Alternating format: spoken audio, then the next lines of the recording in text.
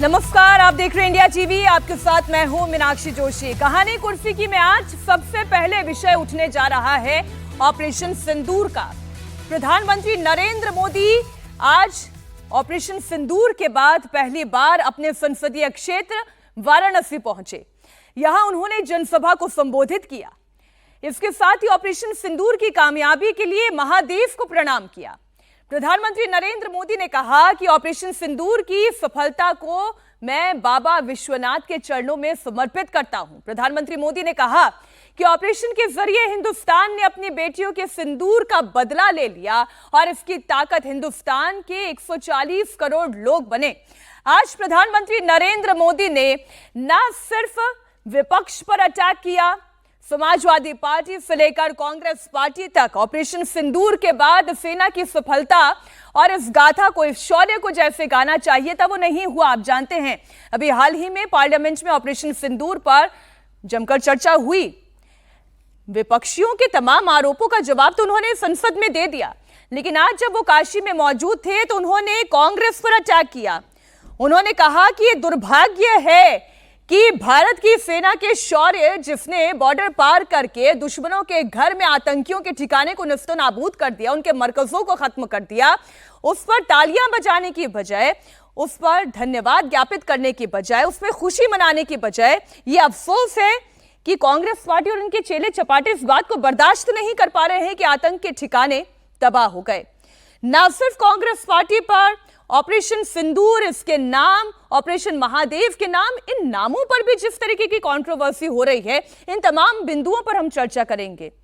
हम चर्चा करेंगे डोनाल्ड ट्रंप को लेकर भी जो उन्होंने कहा, लेकिन उसके लिए थोड़ा सा आपको इंतजार करना पड़ेगा। नाम नहीं था, लेकिन इशारा हम समझ रहे हैं वो कहां तक था। लेकिन सबसे पहले आप सुनिए ऑपरेशन सिंदूर को लेकर प्रधानमंत्री नरेंद्र मोदी ने क्या कहा। आज मैं ऑपरेशन सिंदूर के बाद पहली बार काशी आया हूं।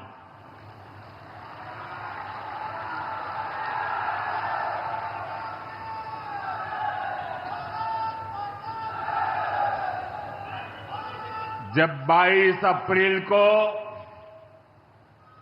पहलगाम में आतंकी हमला हुआ था, 26 निर्दोष लोगों की इतनी बेरहमी से हत्या कर दी गई। उनके परिवार की पीड़ा, उन बच्चों का दुख, उन बेटियों की वेदना, मेरा हृदय बहुत तकलीफ से भर गया था। तब मैं बाबा विश्वनाथ से यही मना रहा था कि सभी पीड़ित परिवारों को ये दुख सहने की हिम्मत दे। काशी के मेरे मालिकों, मैंने अपनी बेटियों के सिंदूर का बदला लेने का जो वचन दिया था,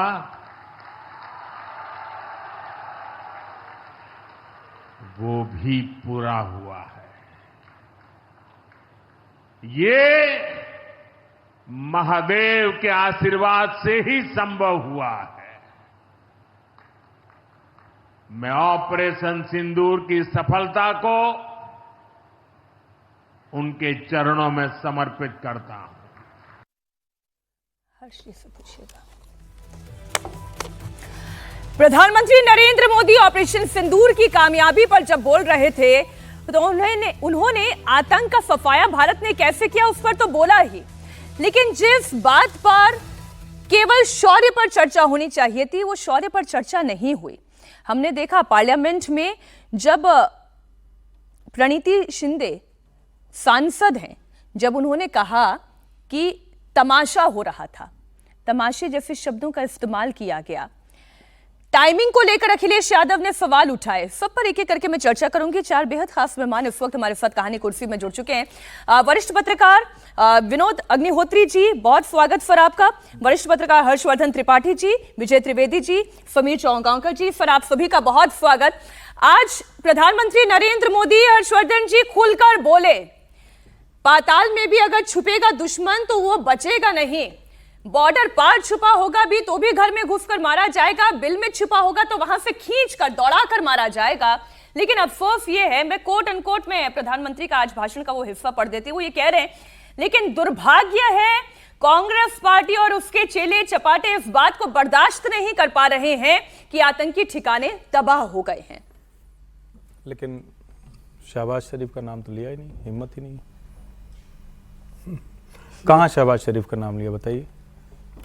इतना डरते हैं मोदी जी, नाम तक नहीं ले पाते, बताइए ऐसे क्या बोलने का मतलब? नरेंद्र मोदी जब चीन के साथ भारत संघर्ष की स्थिति में था तो सबसे, जिसको हम कहते हैं ना एडवांस पोस्ट जो होती है, जो फर्स्ट पोस्ट होती है, वहां जाकर उन्होंने कहा कि हम किसी की साम्राज्यवादी नीतियों को, विस्तारवादी नीतियों को बर्दाश्त नहीं करेंगे। पाकिस्तान को लेकर बिना नाम लिए वो हर बात कह चुके हैं। दुनिया की हर वो चुनौती जो भारत के सामने है उसको हेड ऑन लेते हैं, बड़ी स्पष्टता के साथ बात करते हैं। लेकिन बार बार मैं ये कहता हूं और आज दोहरा रहा हूं फिर से, राहुल गांधी ने नेता प्रतिपक्ष के तौर पर जो कर दिया है, और मुझे जब पूरी कांग्रेस होती है तो मुझे थोड़ी चिंता होती है। लोकतंत्र में राजनीतिक दलों का अपना महत्व है और मैं इससे सहमत नहीं होता हूं कि पूरी कांग्रेस के ऊपर इस तरह से कोई मतलब लांछन लगाया जाए या आरोप लगाया जाए। मैं इससे भी सहमत नहीं होता हूं कि फिर इंदिरा गांधी जी की चिट्ठियां और नेहरू जी के समय की चिट्ठियां या वो निकाल कर उसको फिर से वो किया जाए। लेकिन राजनीति भी तो हो रहा है। लेकिन अभी की स्थिति में देखें तो राहुल गांधी ने चाहे पाकिस्तान से युद्ध को लेकर हो, चाहे अमेरिका के साथ ट्रेड वॉर को लेकर हो, या चाइना के साथ हो, भारत की जो स्थिति है उसको लगातार कमजोर करने की कोशिश की। और यहां नरेंद्र मोदी का जवाब देना बनता है। जब दुनिया जिस सैन्य ऑपरेशन को इस तरह से देख रही है कि यह आने वाले समय में दुनिया के जितने भी डिफेंस फोर्सेज होंगे उनके पावर पॉइंट प्रेजेंटेशन का हिस्सा होगा ऑपरेशन सिंदूर, कि कैसे आप प्रिसाइसली, कैसे टाइम बाउंड मैनर में और कैसे अपनी ताकत पर, यानी इंडिजिनस हथियारों के साथ तय समय सीमा में आतंकवादी और एयरफोर्स के ठिकाने सब ध्वस्त कर देते हैं। उसमें राहुल गांधी इस तरह की बात कर रहे हैं, उसका जवाब नरेंद्र मोदी दे रहे हैं। और यह तो हर कोई जानता है ना कि जो यूपीए के शासन काल में आतंकवादी घटनाएं हुई, उसके आतंकवादी भी अभी मारे जा रहे हैं। ये तो प्रमाण के तौर पर सामने आया ना। और मुझे तो हमेशा चिनार कोर के वो प्रमुख थे, उनका बयान याद आता है, जो समय हो गया, उन्होंने कहा था कि अब कश्मीर में कोई भी आतंकवादी 1 साल से ज्यादा जी नहीं पाता अगर उसने बंदूक नहीं छोड़ी तो खोज कर मारना तो उसको आगे का है, जो है वो अगर बंदूक उसके हाथ में रहेगी तो वो मरेगा ही मरेगा। और अगर वो अपनी मुख्य धारा में शामिल हो रहा है तो जैसे ढेर सारे लोग हैं, जम्मू कश्मीर खुशहाल हो रहा है, उसमें शामिल हो सकते हैं। लेकिन राहुल गांधी की भूमिका जो है वो भी इससे समझ में आती है। अच्छा, एक और बयान में आपके सामने आज प्रधानमंत्री नरेंद्र मोदी के भाषण का वो हिस्सा भी रखना चाहती हूं जिसमें उन्होंने उस तमाशे वाले शब्द को लेकर करारा वार किया। और ये हम सब जानते हैं कि जिस वक्त सांसद महोदया ने ये बात कही थी तब हर व्यक्ति जो देशभक्त होगा, जो राष्ट्रभक्त होगा, उसको भी ये दुख पहुंचा होगा। ऑपरेशन सिंदूर कोई तमाशा नहीं था। आज प्रधानमंत्री नरेंद्र मोदी ने काशी में भरी सभा में उनके सामने खड़ी हुई जनता से ये पूछ लिया कि क्या ऑपरेशन सिंदूर तमाशा था। आप सुने जरा वो हिस्सा भी। सामने जब आतंक और अन्याय होता है तब हमारे महादेव रुद्र रूप धारण करते हैं। ऑपरेशन सिंदूर के दौरान दुनिया ने भारत का यही रूप देखा है। भारत पर जो वार करेगा वो पाताल में भी नहीं बचेगा। मैं वो हिस्सा जरा निकलवा के चलवाती हूँ, अपने पीसीआर डायरेक्टर से कहती हूँ, ऑपरेशन सिंदूर को विनोद जी तमाशा कह देना ये आपत्तिजनक है। बिल्कुल आपत्तिजनक। और ये एक बड़ा मौका उन्होंने प्रधानमंत्री नरेंद्र मोदी को दे दिया। जब जब ऑपरेशन सिंदूर की बात होगी तब तक वो विपक्ष पर आरोप लगाएंगे कि आपने तमाशा कैसे कह दिया, और जबकि वो सांसद महोदया ये जानती हैं कि जो वो बोल रही हैं वो डॉक्यूमेंटेड रिकॉर्ड्स में जाने वाला है। बिल्कुल, ऑपरेशन सिंदूर कोई तमाशा नहीं था। ऑपरेशन सिंदूर हमारे सेना का एक ऐसा अभियान था जिस पर हर भारतीय को गर्व होना चाहिए। हम सबको गर्व है, क्योंकि जिस तरह 2 दिन के अंदर भारत की सेना ने खासकर वायुसेना हमारी जो थी, क्योंकि थल सेना तो लड़ाई में थी नहीं, लड़ाई मुख्य रूप से वायुसेना ही लड़ रही थी, मिसाइलों के जरिए, एयर स्ट्राइक के जरिए, और जो साधन हैं आजकल नई तकनीक के, उनसे उन्होंने न सिर्फ उन आतंकवादी ठिकानों को ध्वस्त किया जो चिन्हित किए गए थे, बल्कि कई आतंकवाद में लिप्त व्यक्ति मारे भी गए। और जब पाकिस्तान ने रिटेलिएट किया तो उसका भी माकूल जवाब दिया पूरी तरह से। उनके जो ठिकाने थे, उनके एयरबेस थे, वहाँ भी हमने उनको नुकसान पहुँचाया। तो ऑपरेशन सिंदूर एक विजय ऑपरेशन था। और पंडित शिंदे हो या कोई भी हो, जब आप संसद में बोल रहे हैं और सार्वजनिक भाषण दे रहे हैं तो शब्दों को तौल करके और समझ के बोलना चाहिए कि आप क्या बोल रहे हैं, उसके मायने क्या हैं। तो मुझे लगता है कि बहुत ही गलत था वो, और प्रधानमंत्री जी ने अगर उसका उल्लेख किया है तो ठीक है, अब मौका तो मिल गया भारतीय जनता पार्टी को। तो राजनीतिक दल तो राजनीति करेंगे ही। अगर कोई बीजेपी के नेता ने, मान लीजिए मध्य प्रदेश के मंत्री ने सोफिया कुरैशी को जो इस तरह आतंकवादियों की बहन कहा, तो उसको कांग्रेस ने उसको उस पर आवाज उठाई और नहीं, लेकिन उस पर कार्रवाई हुई थी या नहीं हुई थी? नहीं, कार्रवाई हुई थी। पार्टी ने कोई कार्रवाई नहीं की। कोई कार्रवाई नहीं की। वो तो सुप्रीम कोर्ट ने एक SIT बना दी है। SIT की अब रिपोर्ट आएगी, जो आएगी, FIR दर्ज हुआ था। अब चूंकि संसद ने तमाशा कहा है तो इस पर कोई कानूनी कार्रवाई हो नहीं सकती, संसदीय कार्रवाई पे बाहर आप कर नहीं सकते।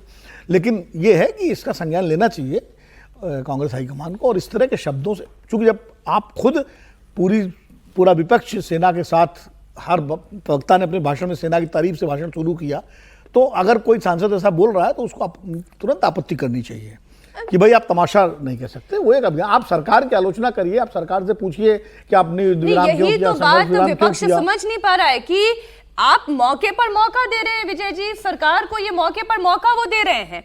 अब आज एक और बयान का मैं जिक्र कर लेती हूं, जिसमें प्रधानमंत्री ने कहा कि वोट बैंक और तुष्टीकरण की राजनीति में समाजवादी पार्टी भी पीछे नहीं है। क्या हम ये नहीं जानते कि अखिलेश यादव ने क्या सवाल उठाया? अखिलेश यादव ने पूछा कि एनकाउंटर आज ही क्यों हुआ? ऑपरेशन महादेव के तहत 3 आतंकी ढेर किए गए थे ना, जिनका सीधा कनेक्शन पहलगाम आतंकी हमले से जुड़ा हुआ था। प्रधानमंत्री ने बोला कि क्या फोन करके पूछते मारूं या नहीं मारूं?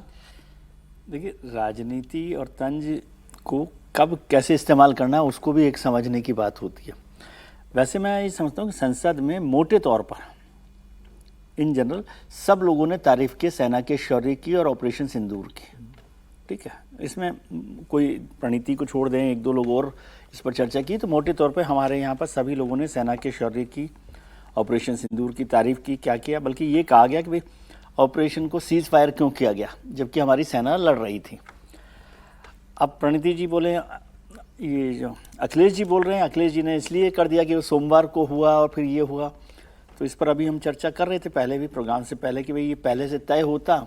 हम और विनोद जी एक ही गाड़ी में आ रहे थे कि मर्डर करने वाला यदि पहले बता देता जिसका मर्डर हुआ है तो हम उसको पहले सैंक्शन ले लेते, टैक्सी पहले सैंक्शन ले लेते। तो वैसा ही है, ये तो वैसे ही ऑपरेशन लेट था। ये सवाल तो हो सकता था कि इतने दिन में क्यों नहीं हुआ, समझे? ये सवाल तो किया जा सकता है ना कि आतंकवादी क्यों नहीं मारे गए, लेकिन आज मारे गए, कल मारे गए, राजनाथ जी के संसद में बोलने से पहले मारे गए या अमित शाह जी के बोलने से पहले मारे गए, ये मसला नहीं है। और इससे आप अपने विकेट को हिट विकेट करते हैं। विपक्ष ने हिट विकेट किया और उससे सारे जो माहौल है, जब देश का माहौल भी समझना चाहिए कि देश कहाँ पर खड़ा हुआ है और किन स्थितियों में किन चीज़ों की चर्चा करनी चाहिए। सरकार के पास तो ये मौका होता है कि आप सेना के शौर्य की सारी बात कर लें और कोई बात सरकार के खिलाफ बोले, आप उसको कहीं से भी जोड़ के कर सकते हैं। ये भी एक बात होती है ना। और अब ये फैशन में भी हो गया हमारे यहाँ कि सरकार की आलोचना ही देश की आलोचना मानते हैं हम लोग, कि सरकार की आलोचना किसी ने कर दी, ये तो राष्ट्र की आलोचना है। सरकार की आलोचना का तो समय भरपूर था विपक्ष के पास, तो अभी ये लेकिन उसमें अगर आप हिट विकेट किए जा रहे हैं, आप ये पूछें कि क्यों मारे गए, अभी मारे गए, इसके पीछे भाई सोचना चाहिए। क्यों सोचना चाहिए? आपको तो खुश होना चाहिए, अभी मारे गए, कल मारे जाते और अच्छा चाहिए था कि पहले इतने दिन हो गए, लेट किया है, ये क्यों हुआ, क्या देरी हुई, क्या वजह थी, वो सवाल तो फिर भी हो सकता है। प्रधानमंत्री जी ने एक बात जो कही है वो तो लिटरली सही है कि हम पाताल से भी खोज के मारेंगे। जो मारे गए ना तो वो जमीन के अंदर ही कहीं बंकर वंकर में छिपे हुए थे, तो लोग पाताल में समझिए छिपे हुए थे। लेकिन यही बात अगर विपक्ष भी माने को तो समझना, टाइमिंग को समझना चाहिए कि किस तरह से बात करनी चाहिए। और ऑपरेशन सेना से पर कमेंट करने से मेरे हिसाब से कभी भी बचना चाहिए कि इस तरह की कोई बात नहीं हो। और ये तो बेहतर प्रदर्शन था, मतलब ये कोई ऐसा नहीं है कि सेना पर भी कभी कोई गड़बड़ होती है तो उस पर टिप्पणी की जा सकती है। नहीं, नाम को लेकर भी हो गया ना कि नाम सिंदूर क्यों रखा गया। हमने क्या इस तरीके के बयान विपक्ष की ओर से नहीं सुने। अच्छा, प्रधानमंत्री नरेंद्र मोदी ने कहा तो इसलिए रखा गया कि पहलगाम में हमारी जो महिलाएं थी उनका सिंदूर मिटाया गया था, तो इसलिए सिंदूर रखा गया। उसके प्रासंगिकता उसकी यही थी। सर, ये तो आप कह रहे हैं ना, लेकिन कई विपक्षी नेता तो ऐसे भी हैं जो उनके नाम को लेकर भी उनके सामने एक प्रश्नवाचक चिन्ह खड़ा हो गया। या राजनेताओं के पास अगर सोचने समझने की सामर्थ्य कम है तो उसके लिए हम लोग क्या कर सकते हैं, लेकिन ऑपरेशन सिंदूर का सीधा सीधा अर्थ था क्योंकि सिर्फ पुरुष मारे गए वहां पर और पत्नियों को जिस तरह से उनका सिंदूर मिटाया गया, मैसेजिंग, तो इसलिए है कि हम सिंदूर आपने मिटाया तो हम उसका प्रतिकार कर रहे हैं। सर, प्रधानमंत्री मोदी ने आज ये कहा कि दुर्भाग्य है कि ऑपरेशन सिंदूर की सफलता से अपने देश के ही कुछ लोगों के पेट में दर्द हो रहा है। ये कांग्रेस पार्टी और उनके लोग इस बात को पचा नहीं पा रहे हैं कि भारत ने आतंकियों के ठिकाने को मिट्टी में मिला दिया। कांग्रेस ने ऑपरेशन सिंदूर को तमाशा कहा है और हकीकत यह है कि आतंकवादियों की हालत देखकर कांग्रेस रोती है। जो तमाशा वाली बात कही थी वो हिस्सा इस भाषण का आपके सामने। ऑपरेशन सिंदूर की सफलता पर हमारे देश के कुछ लोगों को भी पेट में दर्द हो रहा है। ये कांग्रेस पार्टी और उनके चेले चपाटे, उनके दोस्त इस बात को पचा नहीं पा रहे कि भारत ने पाकिस्तान के आतंकी ठिकानों को तबाह कर दिया। पाकिस्तान दुखी है, ये तो सब कोई समझ सकता है, लेकिन पाकिस्तान का ये दुख कांग्रेस और सपा से सहन नहीं हो पा रहा। उधर आतंक का आकार होता है, इधर कांग्रेस सपा वाले आतंकियों की हालत को देखकर रोते हैं। कांग्रेस ने ऑपरेशन सिंदूर को तमाशा कहा है। आप मुझे बताइए, सिंदूर कभी भी तमाशा हो सकता है क्या? हो सकता है क्या? क्या सिंदूर को तमाशा कोई कह सकता है? हमारी सेना का पराक्रम और बहनों के सिंदूर का बदला तमाशा कहने की ये हिम्मत, ये निर्लज्जता, भाइयों बहनों, वोट बैंक और तुष्टीकरण की इस राजनीति में ये समाजवादी पार्टी भी पीछे नहीं है। ये सपा के नेता संसद में कह रहे थे पहलगाम के आतंकवादियों को अभी क्यों मारा? अब बताइए, क्या उनको पूछ फोन करूं क्या? सपा वालों को मारूं क्या ना मारूं? कोई मुझे बताए भाई, सामान्य बुद्धि से बताए, क्या आतंकवादियों को मारने के लिए भी क्या इंतजार करना चाहिए क्या? क्या उन्हें भागने का मौका देना था क्या? विपक्ष ने दरअसल समीर जी थाली में परोसकर मुद्दा देने का काम किया प्रधानमंत्री को, और उन्होंने खूब जमकर खरी खोटी सुना दी। देखिए, मुझे लगता है ये विपक्ष के नेता राहुल गांधी को, कांग्रेस को, समाजवादी पार्टी को ये सोचना चाहिए कि बार बार वो जिस तरीके से बयान देते हैं या जिस तरीके से प्रश्न उठाते हैं, उस प्रश्न को सत्ता पक्ष अपने पक्ष में भुना लेती है, या वो जो बयान देते हैं वो फिर पाकिस्तान में क्यों हेडलाइन बन जाते हैं। उन्हें बोलने के पहले ये सोचना चाहिए। प्रधानमंत्री मोदी वाराणसी में थे, अपने संसदीय क्षेत्र में थे, उत्तर प्रदेश में आने वाले समय में चुनाव होने वाले ज़्यादा समय नहीं है, तो निश्चित रूप से समाजवादी पार्टी को वो टारगेट करेंगे। उस समाजवादी पार्टी उनके फोकस में रही थी। लेकिन कांग्रेस को भी सोचना चाहिए, राहुल गांधी जब भाषण देते हैं वो कहते हैं ये पीआर एक्सरसाइज थी। जब विपक्ष का नेता अगर ये कहेगा कि ये पीआर एक्सरसाइज थी, चिदम्बरम बहस शुरू होने से पहले अगर ये कह देंगे कि वो पाकिस्तान से आई थे, ये इसके आपके पास क्या सबूत है? अगर इस तरीके से बयान कांग्रेस के वरिष्ठ नेता देंगे तो प्रणिति शिंदे से आप क्या उम्मीद करते हैं? वो ये कहेगी कि नहीं बहुत अच्छा किया, ऑपरेशन सिंदूर का हम समर्थन करते हैं। वो शशि थरूर और मनीष तिवारी तो है नहीं। प्रणिति शिंदे तो उसी लाइन पे चलेगी जिस लाइन पे चिदम्बरम चल रहे हैं, जिस लाइन पर राहुल गांधी चल रहे हैं और जिस लाइन पर राज्यसभा में मल्लिकार्जुन खड़गे चल रहे हैं। तो मुझे लग रहा है कि कांग्रेस को तय करना पड़ेगा कि उनकी ऑफिशियल लाइन क्या है। राहुल गांधी अगर इसको पीआर एक्सरसाइज मानेंगे तो पूरी पार्टी इसे एक तमाशा मानेगी, और प्रणिति शिंदे ने वही कहा। तो मुझे लगता है कि कांग्रेस को देखना चाहिए कि जब देश का मामला आता है, ऑपरेशन सिंदूर का मामला है, तो कांग्रेस से कम देश के लोग 140 करोड़ लोगों की भावनाओं को तो समझे। राजनीति करने के लिए आपको बहुत वक्त मिलता है। जिस समय ऑपरेशन सिंदूर को लेकर पूरे देश के अंदर एक गुस्से का माहौल है, आप पूछते हो कि हमारे प्लेन कितने गिरे हैं। मुझे लगता है राहुल गांधी को देश की भावनाओं की समझ कम है, और इसीलिए मुझे लगता है कि वो बार बार बात खाते हैं और प्रधानमंत्री मोदी और बीजेपी उनके बात को लेकर चली जाती है और कांग्रेस को जवाब देते नहीं बनता। आज जिस तरीके से पार्लियामेंट का सेशन में जब चर्चा हुई, चाहे वो लोकसभा हो चाहे राज्यसभा हो, दोनों जगह विपक्ष का रवैया कैसा था। चाहे राज्यसभा में आप देख लीजिए, चाहे लोकसभा में देख लीजिए, अखिलेश यादव का रवैया कैसा था, मनोज झा ने राज्यसभा में जो भाषण दिया वो किस तरीके से दिया, मल्लिकार्जुन खड़गे ने किस तरीके से अपने समय का वहां पर इस्तेमाल किया। जब आपको मिला है, जब आप चर्चा चाहते हो तो आप सेना की तारीफ कीजिए वहां पर। ठीक है, राहुल गांधी ने एक जगह लेकिन सर ये भी तो हम नहीं कह सकते कि सेना की तारीफ नहीं की, सेना की तारीफ कह देना, लेकिन प्रश्न भी उठाना आप कि हमारे कितने प्लेन गिरे। उसके बाद आप इस तरीके से पूरे भाषण को ले जाना कि सत्ता पक्ष को यह मौका मिल जाए कि आपकी वो पूरे भाषण में से कुछ चुनिंदा मुद्दे उठाकर आपको घेर ले। अगर आपके सांसद जो भाषण देने जा रहे हैं, आप उनका भाषण तो चेक कर लीजिए वो किस लाइन पर बोलने वाले हैं। आप प्रणिति शिंदे से पूछते हैं कि आप क्या बोलने वाले हो। अगर आप तमाशा शब्द का इस्तेमाल प्रणिति शिंदे करेगी तो पार्टी इसे उठाएगी ना अपने भाषण में। लाइन और लेंथ तो ये तय होती ही होगी। मुझे नहीं पता कांग्रेस पार्टी का वर्किंग फंक्शनिंग सिस्टम क्या है, कोई लाइन और लेंथ तो मिलती है। लाइन और लेंथ अगर तय होती तो राहुल गांधी कहते हैं कि डेड इकोनॉमी है, और उसी बात का राजीव शुक्ला विरोध करते हैं, उसी बात का शशि थरूर विरोध करते हैं, उसी बात का पार्टी के और सांसद सहमति नहीं जताते हैं। चिदम्बरम के बेटे मना करते हैं कि डेड इकोनॉमी नहीं है। मैं थोड़ा सा जानकारी चाह रही हूँ विजय जी, कैसे मतलब जब इस तरह से सेशन में एक महत्वपूर्ण मुद्दे पर चर्चा होने जा रही है, पार्टी कोई लाइन तो देती होगी ना कि आपको इन बिंदुओं पर बात करनी है, इस तरह से बात करनी है, या सांसद अपनी तरीके की स्क्रिप्ट तैयार करके सीधे अंदर चले जाते हैं? नहीं, बिल्कुल नहीं होता।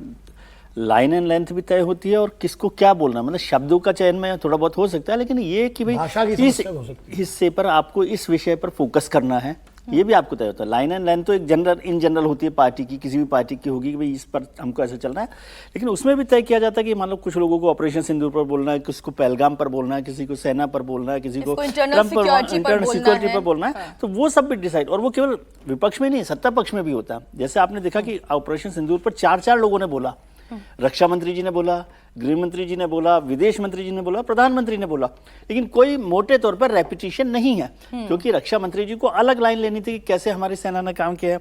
गृह मंत्री जी बता रहे थे कि पहलगाम में क्या हुआ, ये सारी बातें हुई, ऑपरेशन महादेव में क्या हुआ, ऑपरेशन महादेव में क्या हुआ। प्रधानमंत्री जी अलग बात कर रहे हैं, विदेश मंत्री ने बताया कि विदेश नीति पर ट्रंप ने, और वो सब। तो वो लाइन एंड लेंथ के साथ साथ ये भी तय होता है कि किस हिस्से पर, किस विषय पर सबको बोलना है। अब कई बार क्या होता है कि एमपीज को मान लीजिए लाइन एंड लेंथ बता भी दी गई तो शब्द तो उनके कोई कॉपी तो दी नहीं जाती है। नहीं, लेकिन सर मैं तो ये भी नहीं कह सकती कि स्लिप ऑफ टंग में तमाशा निकल गया, ये वो बोलना चाहती थी, वो चाहती इसलिए उन्होंने ये बोला। अखिलेश यादव ये प्रश्न उठाना चाहते थे सर, लाइन एंड लेंथ उनको ये मिल गई थी ना, इसकी हमको जितनी आलोचना हो सके उतनी आलोचना करनी है, उनको मिल गई ये। लेकिन उत्तर प्रदेश में हर्षवर्धन जी ये बात चल रही थी, काशी में उनका ये दौरा था और ऑपरेशन सिंदूर के बाद पहला दौरा था, और हम ये जानते हैं कि उत्तर प्रदेश में ही ब्रह्मोस मिसाइल का भी किस तरह निर्माण किया जा रहा है, कैसे वहां पर फैक्ट्री डाली जा रही है, भारत कितना इंडिजिनस हो रहा है, भारत अपनी ताकत पर काम कर रहा है। हर्षवर्धन जी, आज अभी थोड़ी देर पहले आप एक बात कह रहे थे कि नाम नहीं लिया, नाम तो आज नहीं लिया, उत्तर प्रदेश में थे तब भी नहीं लिया, उत्तर प्रदेश में थे तब भी नहीं लिया, ठीक बात नहीं। देखिए, मुझे लगता है कि भारत की जो क्षमताएं हैं और भारत जिस तरह से अलग अलग फ्रंट पर काम कर रहा है, आप उस पर सवाल खड़ा करेंगे तो ये संकट है। और ये सामान्य बात नहीं है कि उस उत्तर प्रदेश में अब AK राइफलें भी बन रही हैं, जिस उत्तर प्रदेश में हम सोचते थे कि कहाँ फैक्ट्री लगेगी, क्या कुछ ऐसा संभव है कि उद्योग धंधे लग सकते हैं क्या। तो हम सैन्य मामले में बड़ा कमाल का काम कर रहे हैं। अब ये मुश्किल हो सकती है कि यूपीए के समय में नहीं हुआ। एंटनी साहब कहते थे कि भाई रक्षा समझौते पर दस्तखत का मतलब एक और दलाली का आरोप, तो बेचारे डरे डरे कुछ करते ही नहीं थे। तो अब देश जहां चला गया था उससे खींचकर यहां तक अगर ले आए और विपक्ष इसी पर हमला करेगा, तो ऑपरेशन सिंदूर तमाशा। आपने विजय जी से पूछा कि लाइन क्या होती है, लाइन तो राहुल गांधी से बड़ी लाइन तो कोई है नहीं।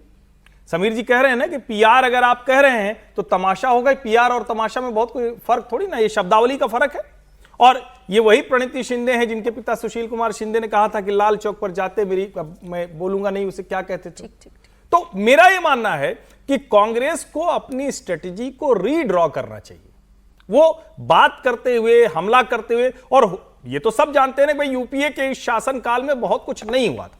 इकोनॉमिक फ्रंट पर कह लें, डिफेंस के फ्रंट पर कह लें, इंफ्रास्ट्रक्चर के फ्रंट पर कह लें।